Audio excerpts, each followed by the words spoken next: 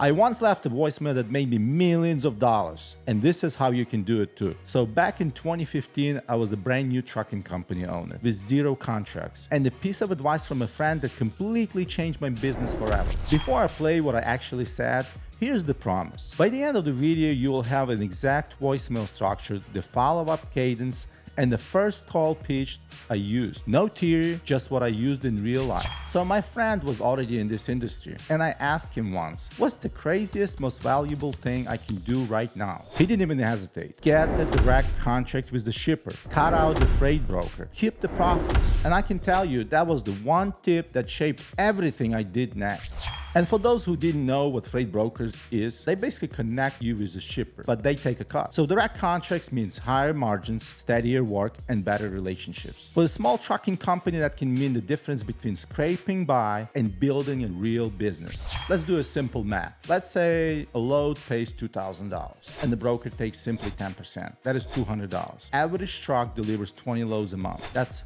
$4,000 for a truck, a month you lost in revenue. Let's say you have 100 trucks. Well, guess what? That's a $400,000 a month. That's $4.8 million a year. So direct doesn't mean easy, but it means you can invest those dollars into reliability of service. So after searching for a while, I picked my target, the steel manufacturing industry. It's high demand, heavy loads, and the type of freight that pays well for reliability. So I spent weeks looking for contracts, asking around, trying to network, and nothing. No one wanted to introduce me to anyone. So after almost giving up, I had an idea.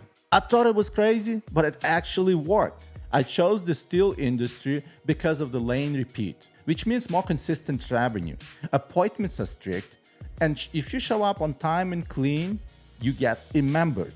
So prep looks like this: right insurance limits, proper securement gear, tweak if needed, escort on file, and examples on time performance that I could reference. Because a lot of the companies are unreliable, and delivery appointments and on-time deliveries are the key to keep your customers happy. So that customer goes back and buys more supplies from the same shipper, and they could count on me, on my company. That's how I built it successfully. So I went to the company website. I scrolled through the leadership names, starting from the president, going down to vice presidents, going down to logistics and directors. And director of logistics was my person. So I couldn't find her phone number. What I could do, dial the main number and use dial by name directory.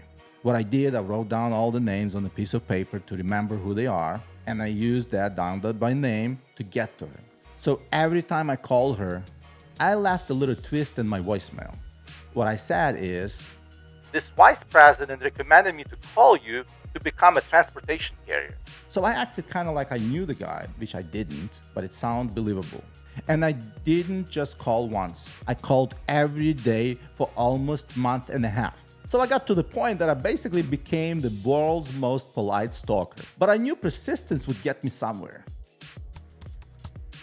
So here's an exact structure I used. Number 1, relevance. Calling about your outbound stale lanes from, and I named the city and state. Number 2, credibility in one line. We are an asset-based, new equipment trucking company with live tracking. Number 3, small next step. I told them, I'm happy to start with few lanes to prove myself. Number 4, clear callback. Hey, this is Mike. My callback number is this, and this. Please call me back at your earliest convenience. So the follow-up cadence was simple. I was making call once a day, every day. And I was leaving voicemail every other time. I didn't want to be too annoying, but to the point that they know I need to talk to them. I was keeping a log every day of every call I made and every voicemail I left.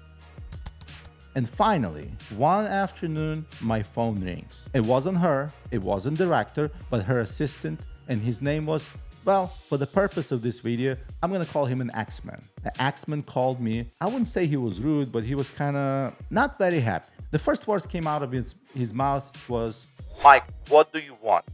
My boss told me to call you because she's tired of listening to your voicemails with your weird accent. Like it got to the point that she was gonna just change her extension or something. So what exactly do you want from us? And that was my moment. And I was ready. That is the important part. You always gotta be ready for that call. You never know when that's gonna happen. And I had my bullet points ready. Number one bullet point was, hey, I'm gonna give you my personal direct cell number.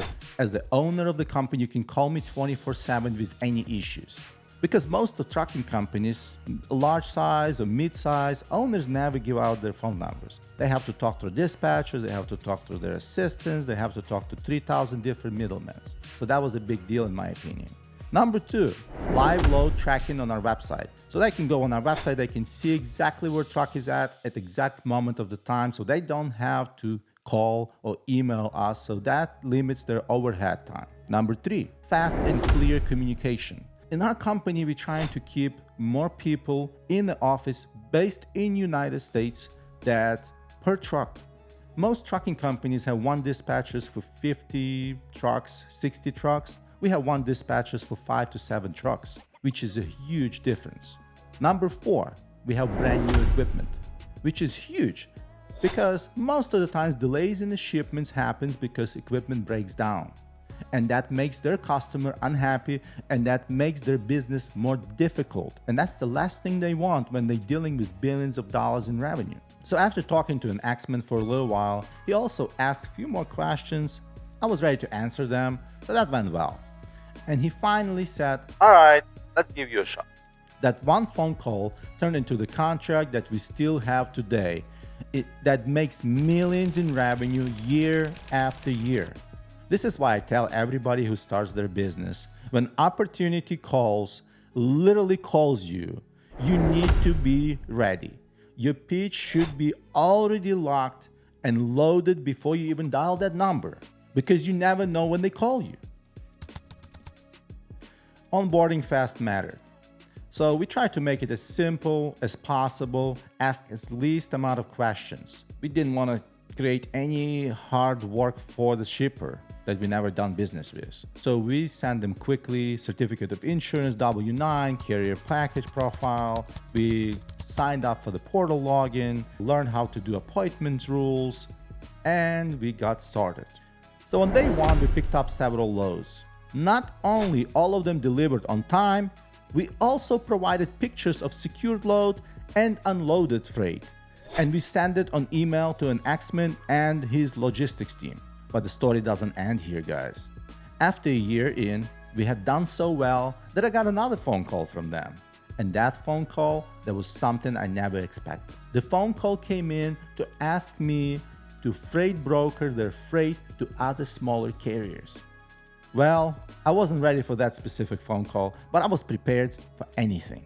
At the time, I did not have a freight brokerage company, and I didn't want axeman to know that. So what I told him, hey man, that's a great idea. You know what? I'm about to call you back. Give me until tomorrow. Let me think on that. So I went online and I started a new business. I registered new LLC. I got all the licenses in place and insurance. Took me actually 2 days, but I kept up with him and I said, give me one more day. I'm working on something great, which he did. So 2 days later, we started doing new business with the same customer. That meant we started booking loads with other small carriers on their behalf. That saved overhead, we earned commissions, and I had brand new business, my freight brokerage company that made me millions in revenue.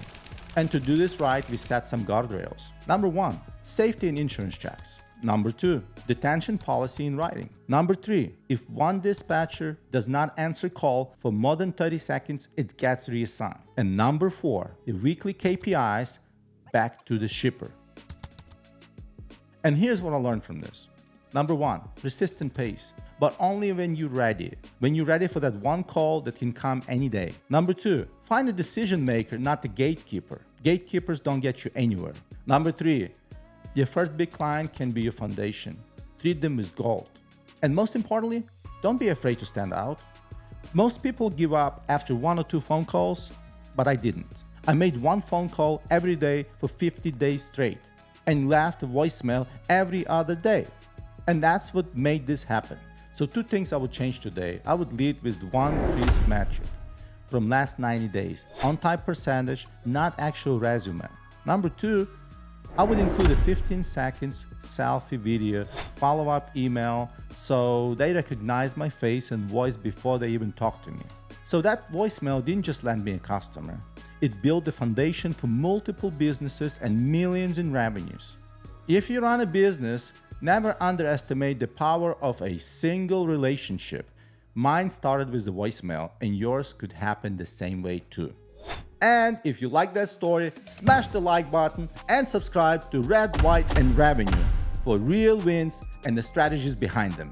And if you like, leave a comment below. Tell me what was the biggest, boldest move you ever made in your business.